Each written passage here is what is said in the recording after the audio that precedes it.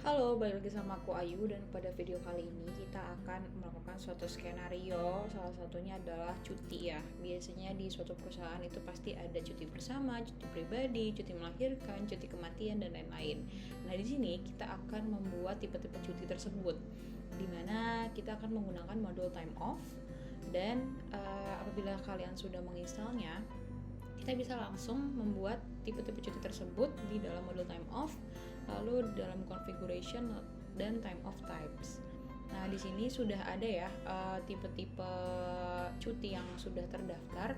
Nah, sekarang kita akan membuat 4 buah tipe cuti. Yang pertama adalah cuti bersama yang akan diberlakukan dari tahun ini, Januari tahun 2022 hingga akhir tahun ini, bulan Desember, tanggal 31. Kemudian approval ini, time of request-nya ini hanya akan di approve oleh employees manager. Kemudian allocation request-nya itu di set by time of officer. Jadi hanya untuk yang bertanggung jawab aja, biasanya HR. Kemudian di sini kita simpan lagi.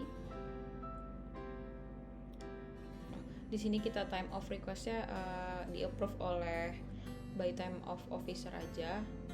Nah, di sini biasanya HR ya. Jadi karena kita belum ada user HR, jadi kita pakai admin aja, administrator. Kemudian kita simpan. Oke, sekarang kita buat lagi cuti pribadi. Nah, cuti pribadi ini biasanya akan dilakukan oleh pegawai kan. Jadi modenya ini bisa dialokasikan oleh pegawai. Kemudian approval-nya ini time of request-nya ini di approve oleh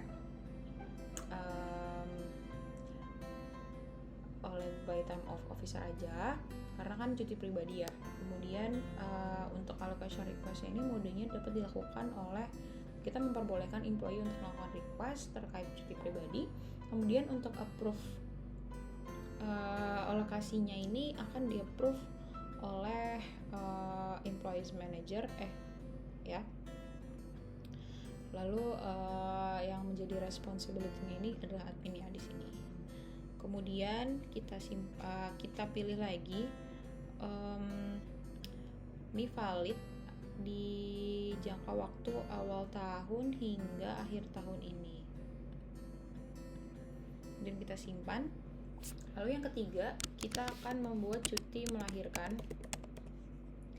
yang valid untuk 1 tahun ini, tanggal 1 Januari hingga akhir tahun ini, 31 Desember.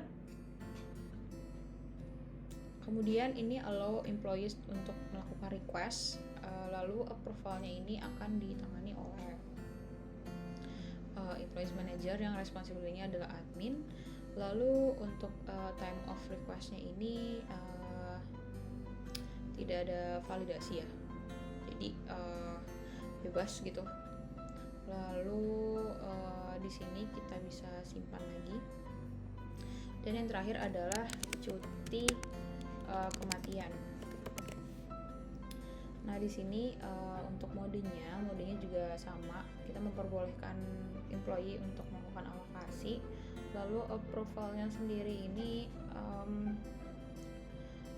untuk time of request-nya ini tidak ada validasi ya, jadi bebas karena kan cuti kematian. Selanjutnya untuk validasi cuti ini akan berlaku pada awal tahun 2022 hingga akhir tahun 2022.